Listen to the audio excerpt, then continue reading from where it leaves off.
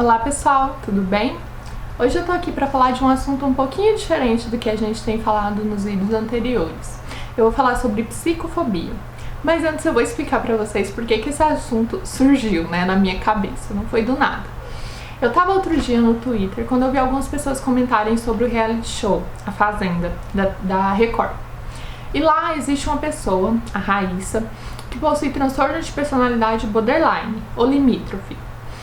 E por conta desse transtorno, ela estava sofrendo, algumas pessoas estavam falando ali, dentro do Twitter, que ela estava sofrendo de psicofobia. Então, a psicofobia, ela nada mais é do que o preconceito que algumas pessoas possuem em relação àqueles que possuem transtornos mentais. Não é um termo muito antigo, é até recente. Ele foi cunhado pela Sociedade Brasileira de Psiquiatria e ele quer dizer respeito a isso, essa condição que muitas vezes faz as pessoas sofrerem até mesmo mais do que o próprio transtorno que elas possuem. E por que, que a psicofobia ela é tão agressiva? Porque a psicofobia ela traz à tona alguns estigmas que são bastante prejudiciais para essas pessoas que possuem transtornos mentais.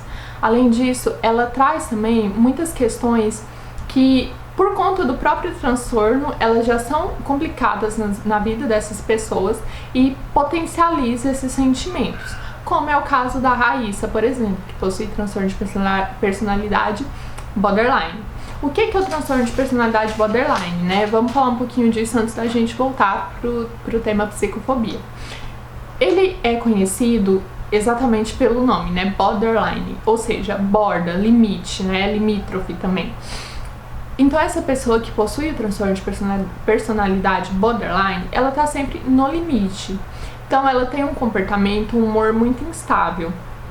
E isso faz com que geralmente ela tenha suas relações pessoais muito prejudicadas, seja difícil conviver com outras pessoas e difícil outras pessoas conviver com essas pessoas também, Então ela traz muita insegurança, muita instabilidade.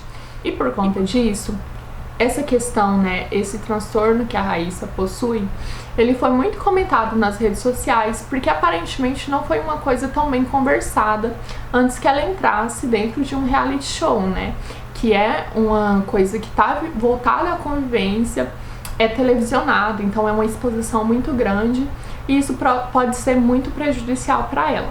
Além disso, aparentemente, pelo que eu estou acompanhando pelas redes sociais, alguns outros participantes estão usando do fato dela possuir esse transtorno para causar mais instabilidade emocional nessa pessoa, nessa participante. Então, eu vi muita gente usar o termo psicofobia em relação à Raíssa, E eu acho que se encaixa sim. Então, eu fui, corri atrás, entendi um pouco a situação. Eu acho que se encaixa por dois motivos.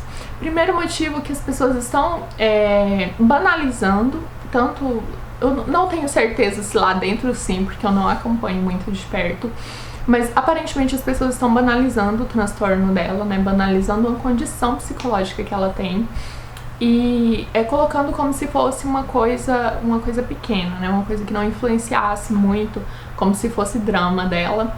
E muita gente aqui fora, como a gente sabe, a internet é um meio muito agressivo, as pessoas se expressam de muitas formas e por conta disso tá havendo esse julgamento de que essa pessoa, possa estar fazendo drama, etc.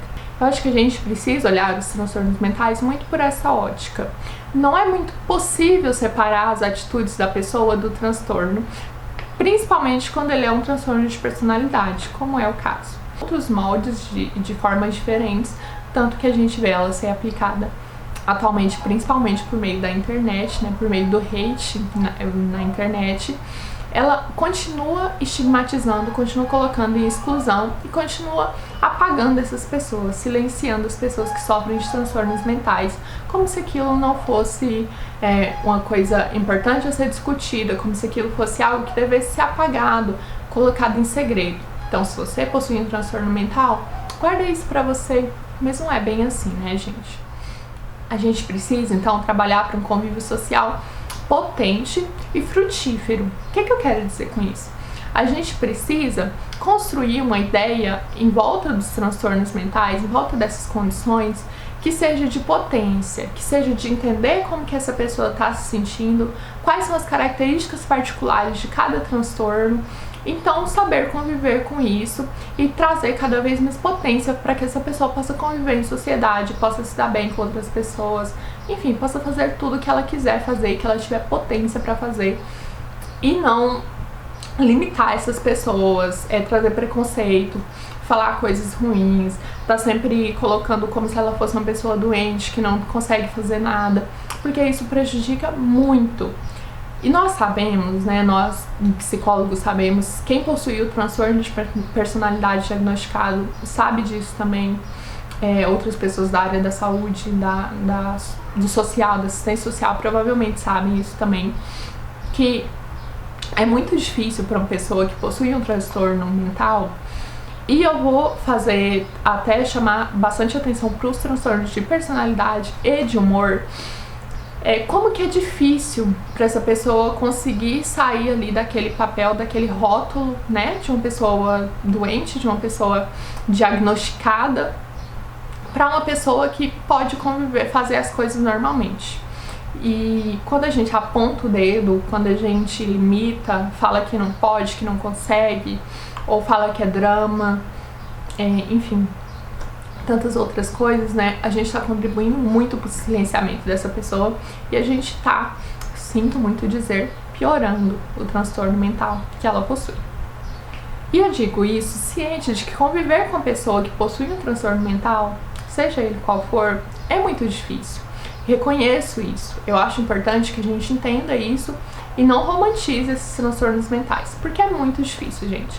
A pessoa que possui, por exemplo, transtorno de personalidade borderline, ela tem uma instabilidade emocional muito forte, né? Então é muito difícil realmente conviver com ela. Mas, a partir do momento que você procura entender o transtorno, procura entender quais são as características que muitas vezes vai precipitar uma crise nessa pessoa, então passa a evitar, né, essas características, enfim. Quando você passa a entender e participar ativamente como alguém para potencializar e não para minimizar aquela pessoa, tudo pode transcorrer da melhor forma possível. Se você está assistindo no YouTube, curte, comenta o que você achou, fala sobre relações que talvez você tenha, fale sobre como é conviver com pessoa com transtorno de personalidade, com um transtorno mental, ou ser uma pessoa com um transtorno de personalidade, e vamos trazer cada vez mais esse assunto de uma forma democrática, mais responsável. Conversar é sempre a melhor solução. Até mais!